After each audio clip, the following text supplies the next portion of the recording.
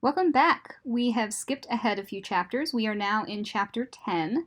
This video is going to talk about sections 1 and 2. Chapter 10 is all about something called principal component analysis. These days, thanks to technological advancements, data collection is pretty easy. As a result, there are a lot of people who have a lot of data. So it is totally possible that a researcher could go out and they could get a data set that has hundreds of variables in it. That's not always easy to deal with.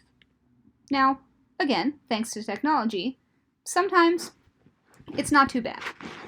Computationally intensive stats have become easier. But just because you can do it doesn't mean you really need to. Oftentimes, we can take those hundreds of variables and get them down to a smaller, more easy to work with set. And that's where PCA comes in. Principal component analysis, or PCA, is an exploratory tool used to simplify a large and complex dataset into a smaller, more easily understood dataset. PCA summarizes complex data by creating new variables that are linear combinations of the old variables. And each of these new variables, called a principal component, so that's where it gets its name, is constructed in a special way so that it is uncorrelated with all the others. So you start with a large data set with a lot of variables that are potentially correlated with each other, and you end up with a small data set full of independent variables, and that's very nice. So in this chapter, we're going to do a lot of stuff. PCA is kind of a complex algorithm, but we're going to try to talk about it in the simplest way that we can. So first, we're going to start by creating graphs to visualize principal components and compare principal components with the original data set. We'll describe how each principal component is uncorrelated with the others, calculate and interpret eigenvalues and eigenvectors. So this is where that linear algebra prereq comes in. We'll show the process of creating principal components, determine how many principal components should be used, incorporate the use of principal component analysis into other techniques, for example, classification. That's usually where I'm using it.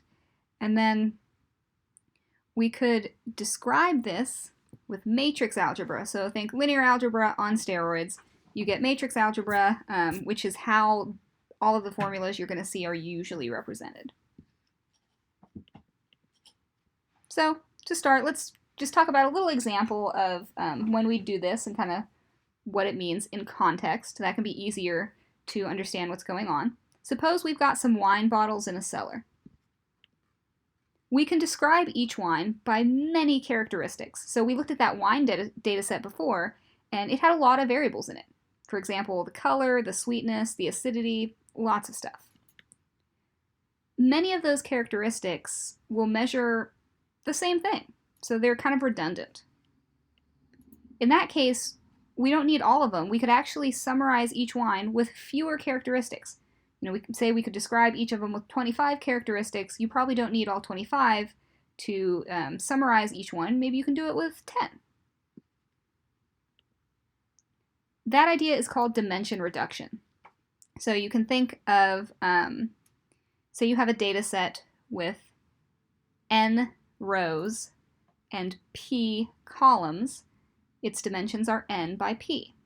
You are reducing the dimension when you go from p variables, which are the columns, down to, k variables, right? So you're doing what's called dimension reduction. So that's a term I'm going to throw around a lot and that you'll see a lot if you look this up and check other resources. Dimension reduction, most techniques are going to fall into one of two categories: feature elimination or feature extraction.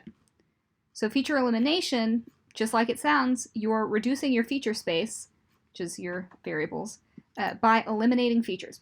So how can you make it smaller? Get rid of some. There's an advantage. This is really simple. And all of your variables are still interpretable. Disadvantage, though, you've thrown away some of your variables, so you gain no information from those.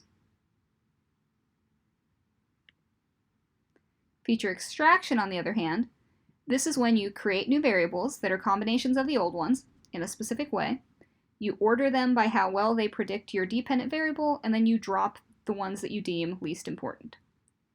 In doing so, you keep the important parts of your old variables and throw away the non-important parts of your old variables. Advantage: all of these new variables you get are independent. That's really nice, right? Independence is an assumption we like a lot. Disadvantage: you can't really interpret those new variables. That's where PCA lives. So PCA is feature extraction. So when should you do this?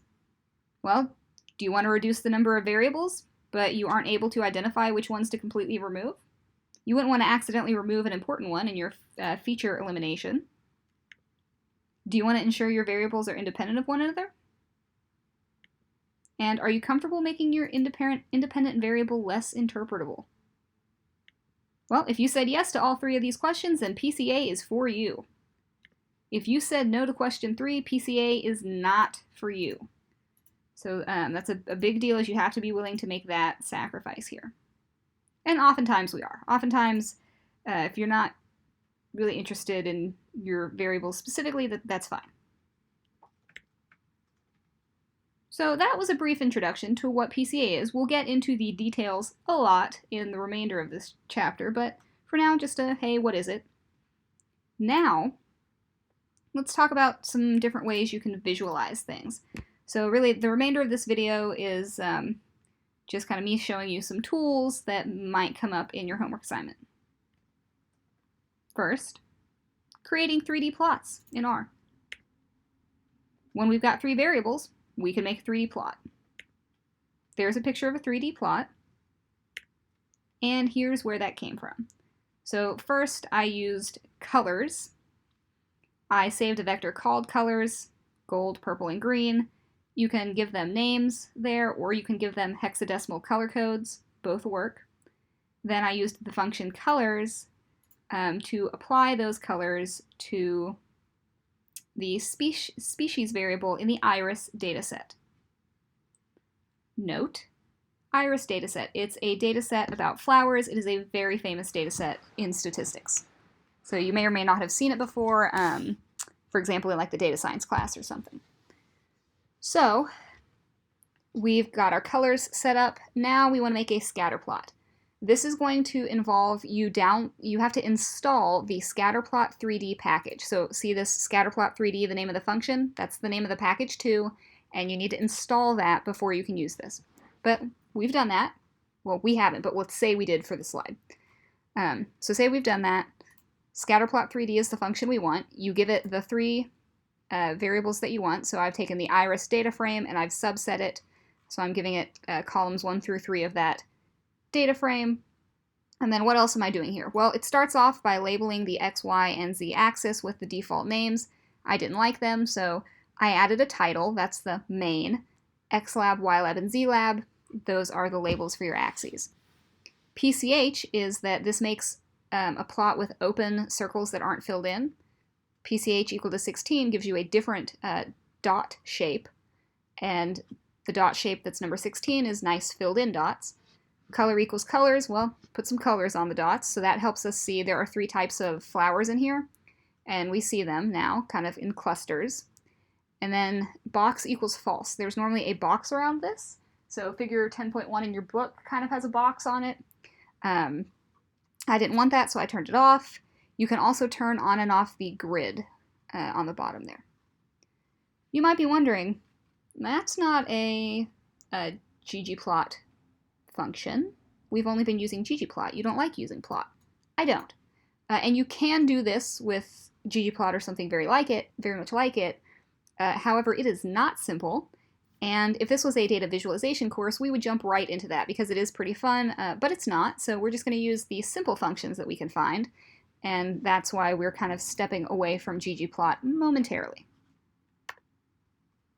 Another thing that people like to do is create a scatter matrix. So if you want to take a closer look at how those variables relate to each other, you can make what is called a scatter matrix. And so here we've got three variables, x1, x2, and x3. We're plotting them kind of against each other. So, show the code. It'll make more sense. So here we actually have four variables. So we've added a fourth. So this isn't exactly related to the picture in the last slide. I apologize for that. But what's going on here is we've got the sepal length, sepal width, petal length, and petal width. And I just, like I said, I want to see how each of these is correlated with the rest of them. So I make a matrix of scatter plots. You can do this with the pairs function.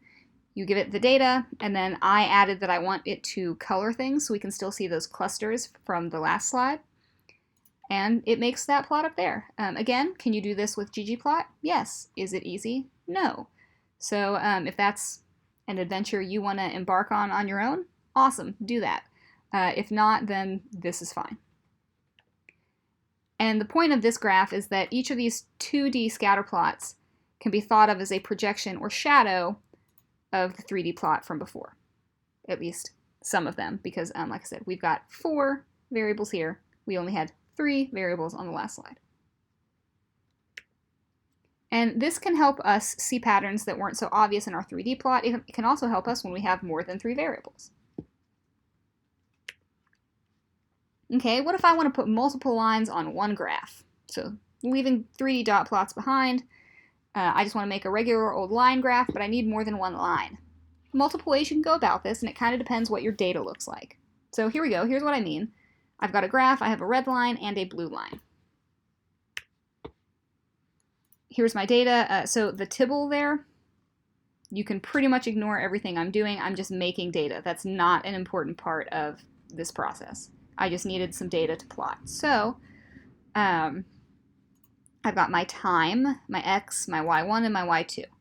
Then I feed that into gather because what I want this data to look like is I want it not to have all of those variables. I want it to have a group variable that says either y1 or y2.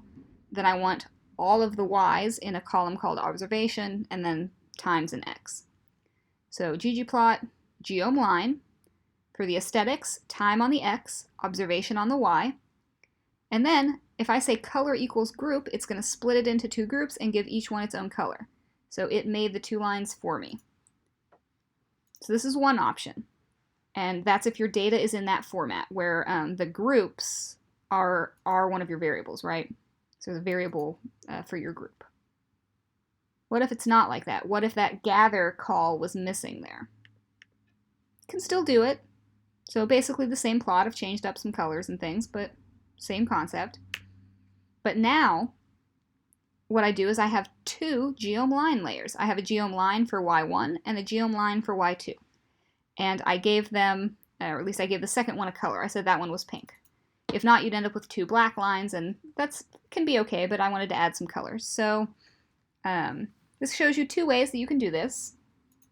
And again, this is something that might come up on your homework in terms of time series plots. And lastly, standardizing. So you might be asked to standardize things, and so you might be thinking, okay, what does that mean? Why do I care?